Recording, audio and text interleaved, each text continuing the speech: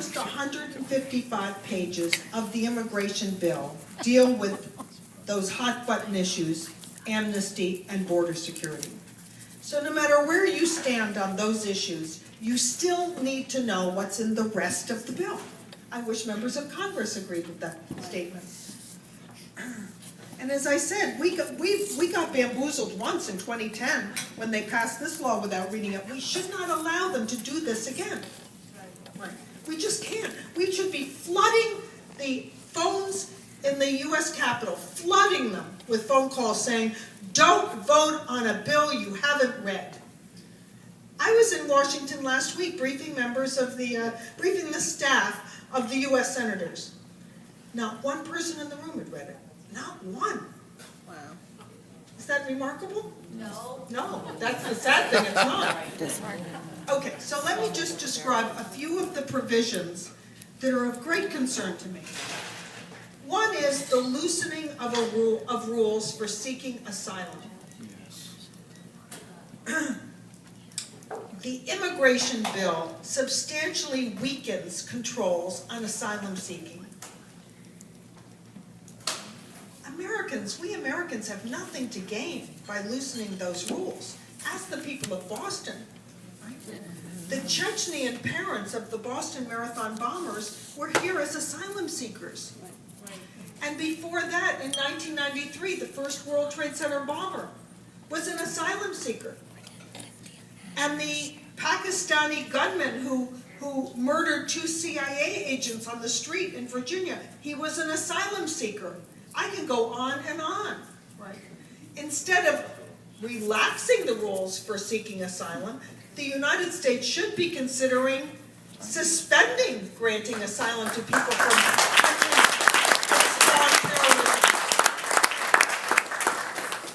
Safety should come first. But here's what the bill does. Section 3402 waives the 1-year deadline for seeking asylum. The current law says if you come into the United States illegally or on a tourist visa or a business visa, you have 1 year to apply for asylum. Under the new law, you can stay as many years as you want, maybe until you get caught, and then you can seek asylum.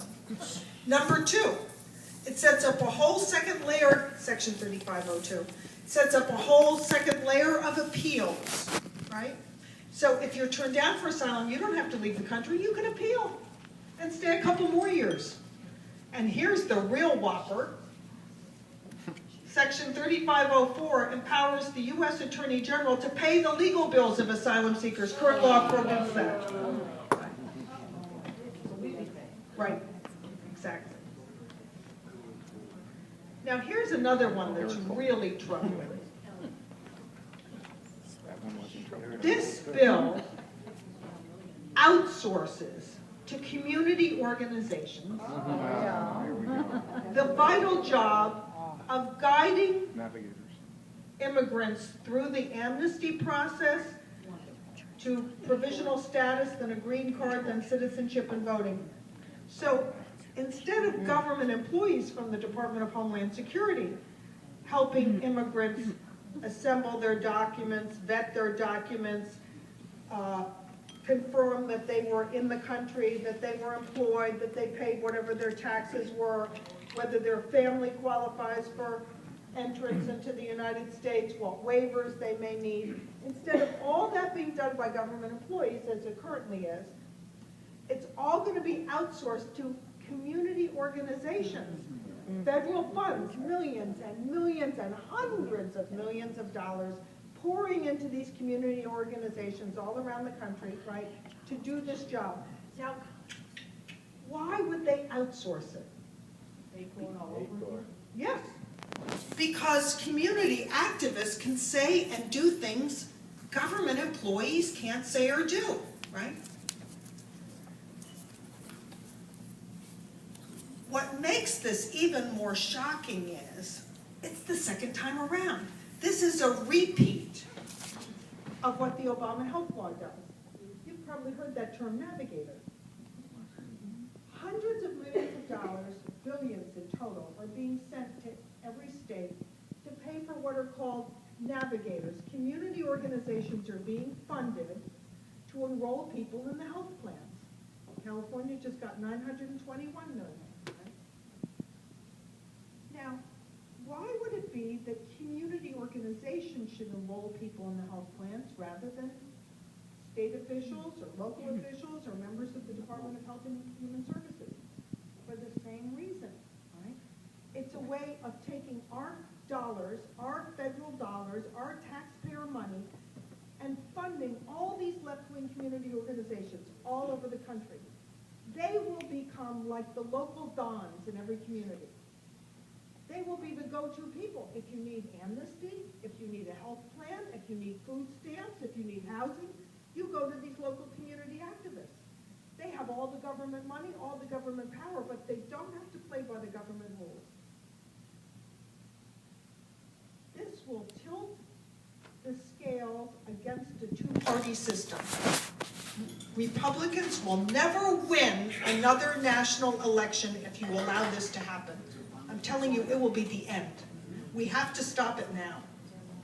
I've been tracing where this money goes. The money that's pouring into, I'll give you just examples, the Northern Manhattan Coalition for Immigrant Rights, the Community Health Councils of South Los Angeles. These are people who they're just agitators. They're always out on the street agitating for some left-wing group. And now Barack Obama is providing permanent government funding for these groups and a lot of power. It's got to stop. There will be no democracy left. In addition, the immigration bill creates a new United States Immigration Foundation led by the 10 major community organizations, National Council of La Raza, all the groups.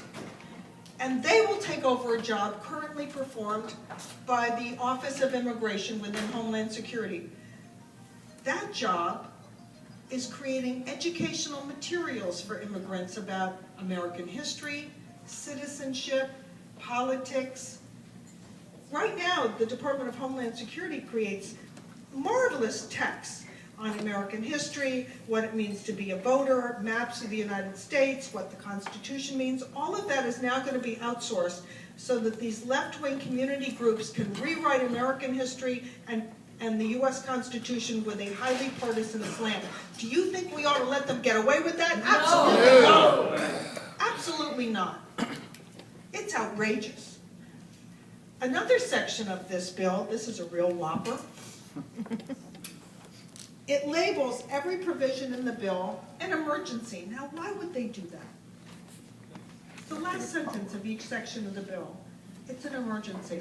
Because in 2010, Congress passed something called the Statutory Pay-As-You-Go Act. It says that because the nation is $17 trillion in debt, Congress is not permitted to create more mandatory spending in one place unless they reduce it in another place or raise taxes. Of course, the weasels want to get around that now. So they're labeling each provision of this bill an emergency. There are no emergencies in the immigration bill. There are no Hurricane Sandys or wildfires. We've got to hold them accountable for this. It's just dishonest accounting, right? They're cooking the books against us. So I hope that you will work hard with me to build public concern about this immigration bill. We are a nation of immigrants, and we're better for it. But we Americans also have to pay the bills. And it's time that our elected officials dealt with us truthfully instead of cooking the books. Thank you.